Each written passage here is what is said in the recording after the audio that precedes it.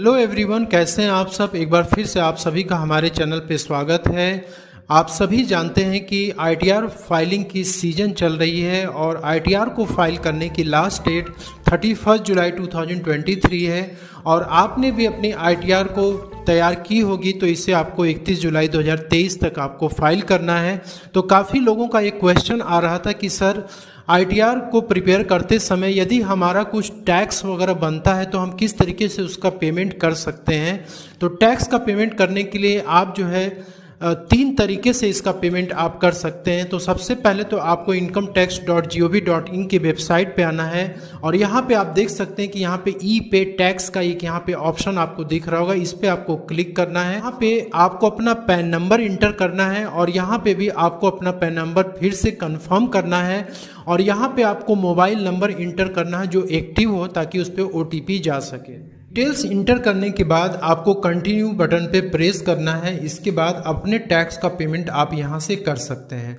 दूसरा तरीका ये है कि आपको ई फाइल वाले सेक्शन में आना है और यहाँ पे आप देख सकते हैं सबसे पहले तो आपको लॉगिन करना है इनकम टैक्स के पोर्टल पे। जैसे मैंने बताया था कि आपको यहाँ पे लॉगिन करना है। लॉगिन में अपनी यूज़र आईडी और पासवर्ड इंटर करना है।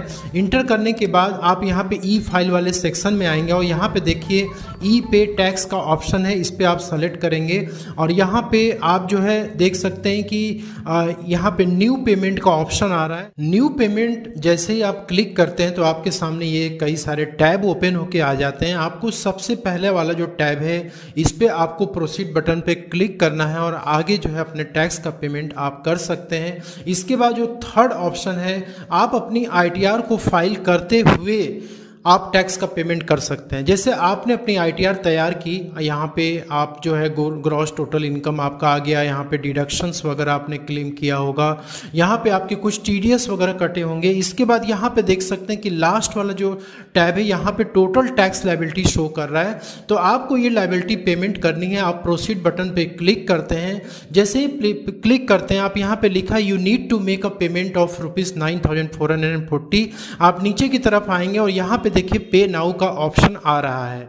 ठीक है, तो आप यहां से भी पेमेंट कर सकते हैं। तो आईटीआर फाइल करते करते आप यहां पे पेमेंट करते हैं और लगभग 50% जो काम होता है वो यहां पे हो जाता है। आपको डिटेल अलग से फिलअप करने की ज़रूरत नहीं पड़ती है। जैसे लेट्स से दैट कि आप यहां पे नाउ पे आपने क्लिक किया और यहां पे आप कंटिन्यू बटन पे आप क्लिक करते हैं तो यहां पे देखिए असेसमेंट ईयर और टाइप ऑफ पेमेंट ये ऑटोमेटिक आ जाता है, आपको सेलेक्ट करने की ज़रूरत नहीं है।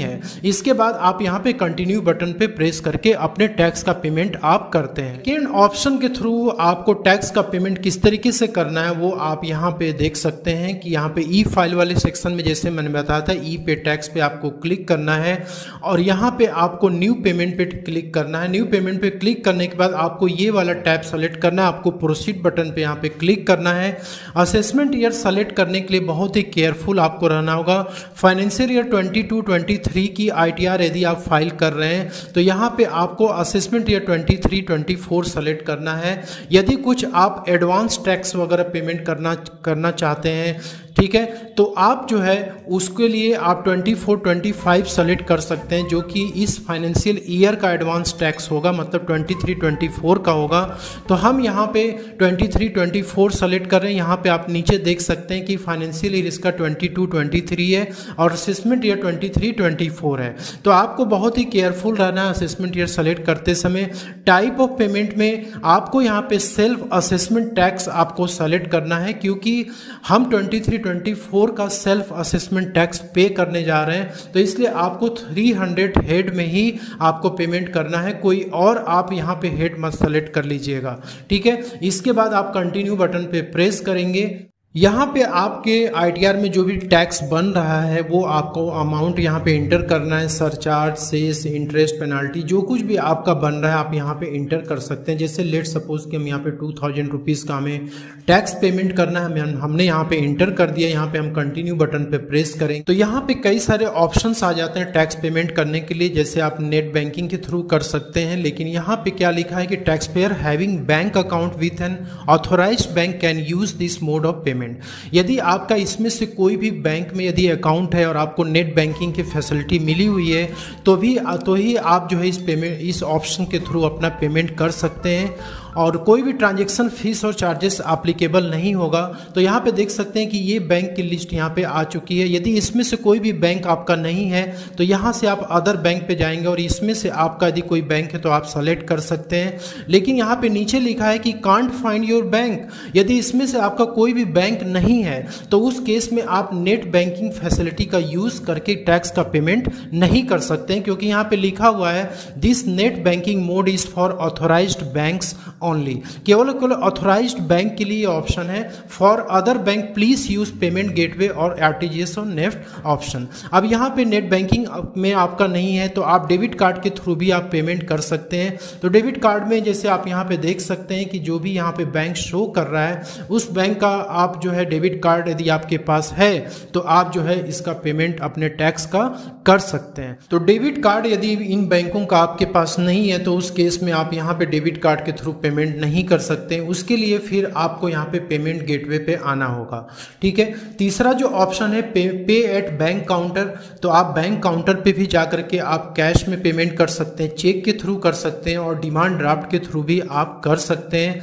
और यहाँ पे लिखा हुआ है कि जो लोग 44AB जिनके ऊपर एप्लीकेबल है वो लोग इस ऑप्शन को यूज नहीं कर सकते हैं। ठीक है। तो 10,000 रुपीज़ का यदि उससे ज़्यादा का पेमेंट यदि आपका है तो आप कैश में पेमेंट इस मोड में आप नहीं कर सकते हैं। ठीक है। यहाँ पे आपको अपना बैंक सेलेक्ट करना होगा। सेलेक्ट करने के बाद एक चालान आपको जनरेट करना होगा। जैसे मान लीजिए कि आप चेक के थ्रू करना चाहते हैं तो यहाँ पे आपको मान लीजिए बैंक ऑफ बड़ौदा में आपका बैंक अकाउंट है तो आप क्या करेंगे, यहाँ पे कंटिन्यू बटन पे क्लिक करेंगे तो एक चालान जनरेट हो जाएगा। उसको आपको डाउनलोड करना है और वहाँ पे आपको साइन करना। उस चालान पे साइन करने के बाद आपको जो है बैंक ब्रांच में जाना है, विजिट करना बैंक ब्रांच में जा करके वहाँ पे आप जो है अपने इस टैक्स का पेमेंट आप कर सकते हैं। थर्ड जो ऑप्शन है आरटीजीएस और नेफ्ट का, पे कंटिन्यू बटन पे क्लिक करेंगे तो आपको एक चालान जनरेट हो जाएगा।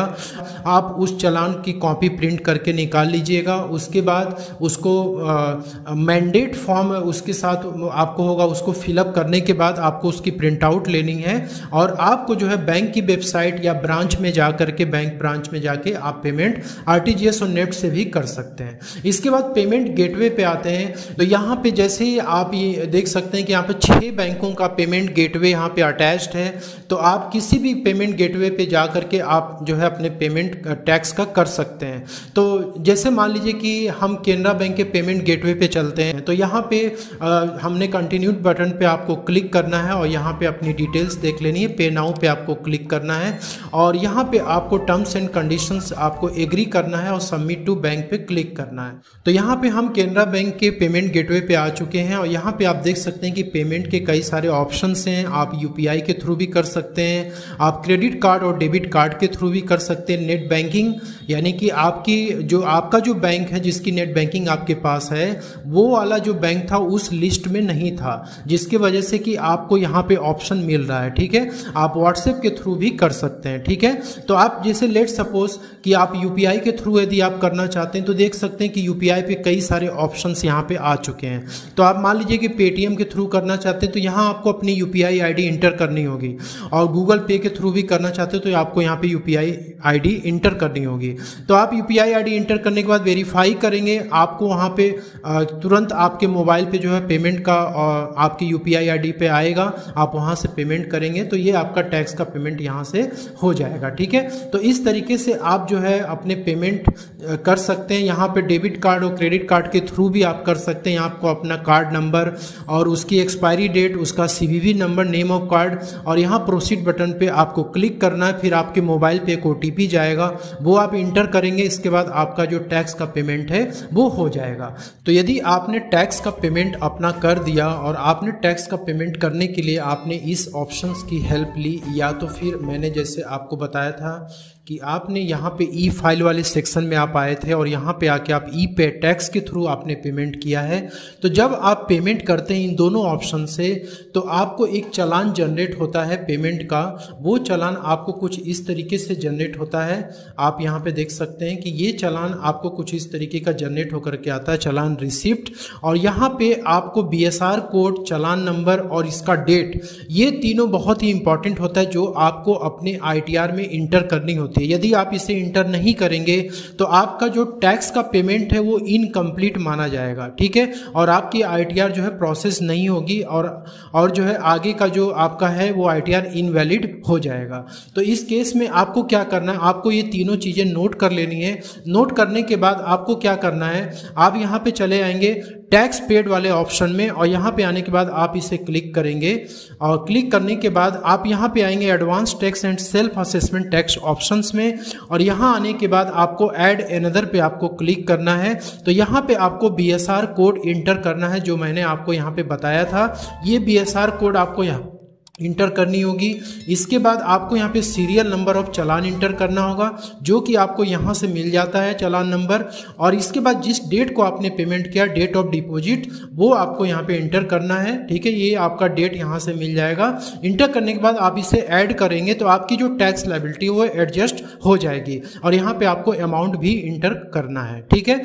तो ये दोनों जो मैंने ऑप्शन बताया उसके थ्रू आप को ये वाला स्टेप करना होगा। लेकिन आप ITR फाइल करते करते यदि आप टैक्स का पेमेंट करते हैं, जो थर्ड वाला ऑप्शन था, तो उसमें आपको ये सब प्रोसेस नहीं करना होगा, ऑटोमेटिक आपका टैक्स एडजस्ट हो जाए। इस तरीके से आप जो है अपने टैक्स का पेमेंट असेसमेंट ईयर 23-24 के लिए आप कर सकते हैं, इवन 24-25 के लिए भी आप कर सकते हैं। तो दोस्तों आई होप कि मैंने टैक्स पेमेंट के ऑप्शंस आपको समझा पाए और आप यदि इससे रिलेटेड आपको कुछ प्रॉब्लम्स हो रही है तो आपको ये वीडियो देखने के बाद क्लियर हो जाएगा।